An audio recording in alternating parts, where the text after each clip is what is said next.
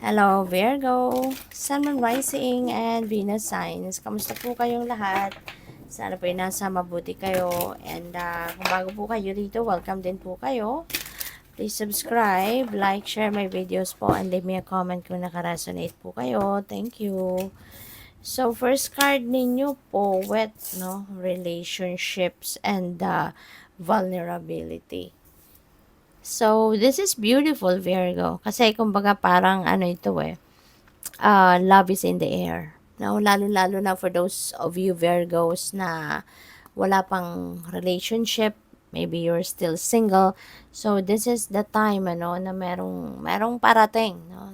There is love interest na po pwedeng kumatok sa buhay ninyo sa ngayon. And it's all up to you, 'di ba? Kung tatanggapin mo ba, are you willing to entertain manliligaw, or are you willing to meet new people dito na may potential na pwedeng manligaw sa'yo or maging karelasyon mo, something like that. So it's all up to you ngayon to judge, no? So use your own judgment and discernment on this on this situation, okay? So we also have the orator. Yan. So, just be confident as well, no, sa pakikipag-communicate mo.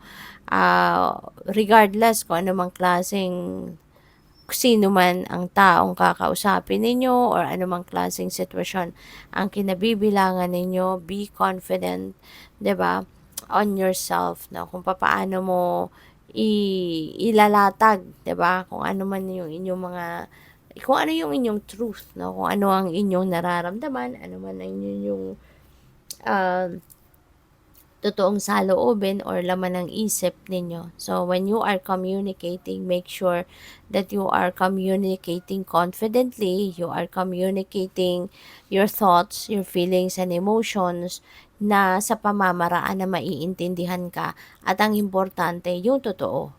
'Di ba? Communicate honestly. 'Di ba? Yun ang pinakamahalaga dyan. So, we also have the captain taking command and teamwork. So, baka ang iba sa inyo rito, you are going to be working with a team. You are going to be collaborating with other people. Maring may ganon. And, pwede na ikaw dito yung makikipag-collaborate, no? Ikaw yung lalapit, ikaw yung magpo-propose sa ibang tao na sige, pag-partner na tayo, magsama tayo, mag-ano tayo, work hand in hand tayo on this particular endeavor, no? So, pwedeng ikaw yung ikaw yung mag-i-initiate dito ng business, kumbaga, business talk. So, by the way, maraming salamat for subscribing, and if you haven't subscribed yet, subscribe na kayo. Maraming salamat din for not skipping the ads kasi malaking bagay po yan sa akin. And also, kung gusto po ninyo na mag-join sa membership, just click the join button po sa baba ng video. Okay? Thank you. So, meron tayong strength. Ayan. So, you know what? Ano man ang sitwasyon ninyo sa buhay, ang mahalaga, Virgo, lagi kang matatag, lagi kang matibay. Kasi life in itself is not an easy, not is an easy thing, 'di ba? Talagang yung buhay sometimes masalimuot, ang buhay very mysterious, you don't know what's coming up. You don't know what's in store for you. Kaya kailangan lang na laging matatag. No, kailangan lang na maging matibay ang dibdib kasi para na kahit ano man ang dumating na sitwasyon sa buhay ninyo, ano man klaseng journey ang pagdaanan ninyo, when you are strong enough, 'di ba? Matibay ang inyong dibdib. Walang problema na makakatumba sa iyo. Walang sitwasyon na makakatalo sa inyo. Kumbaga, you need to be strong para maging walang sitwasyon na makakapagpatumba sa'yo, kumbaga, no? So, we also have the lovers. This is really beautiful, no? Kasi, maaari na ang iba sa inyo, feeling ko baka nagsisimula ng relationship or meron kayong bagong relationship, no? So, congrats sa iyo kasi ang iba sa inyo siguro ano nga, bagong love life ito na meron kayo sa ngayon.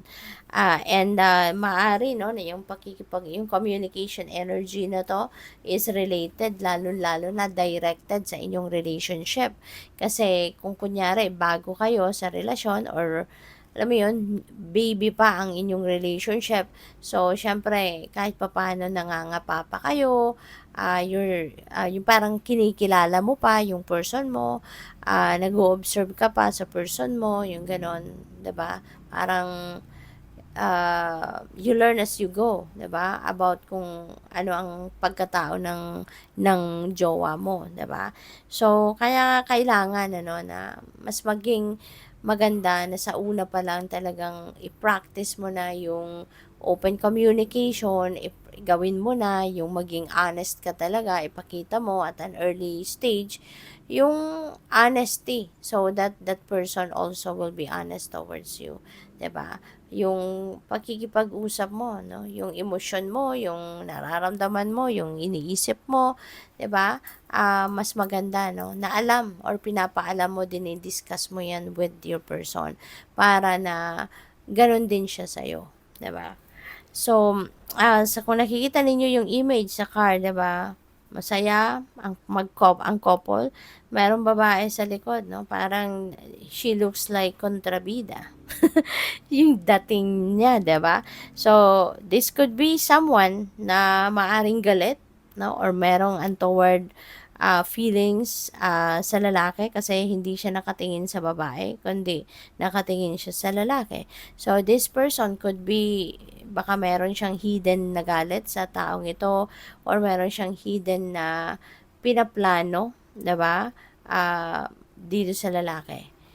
No? So, parang hindi naman siya third party kasi hindi siya ano eh, hindi siya yung itsura ng babae parang may galit, 'di ba? Merong inis, yung ganon. So, baka ex niya ito, 'di ba? Baka ex ng lalaki yung babaeng ito at may galit siya sa lalaki. So, for whatever reason, no, you just need to be very honest with your person. You just need to be very honest with your partner para nang sa gayon, 'di ba? Mag-open up siya sa iyo. At also kung meron kang napapansin no, sa inyong relationship, mas magandang sabihin mo agad. I-discuss ninyo agad. Okay? So, yun ang advice dyan. With the Emperor energy, for some of you, you know, this is, si Emperor kasi this is authority. No? This is a person of authority. So, maybe you are going to be dealing with someone na may posisyon sa gobyerno, may posisyon sa kumpanya, na pinagtatrabahuan niya, yung ganon, no? This could be someone na meron siyang power, 'di ba? Dito. Also, this could also resonate promotion, no? For some of you, baka kayo ay mapopromote into a leadership role at pwede rin na ang iba sa inyo rito will be starting to establish your finances, trabaho, business, mga ganyan. Kasi this is also about stability. No? So, good luck sa'yo. Thank you for watching. Love and light. Namaste.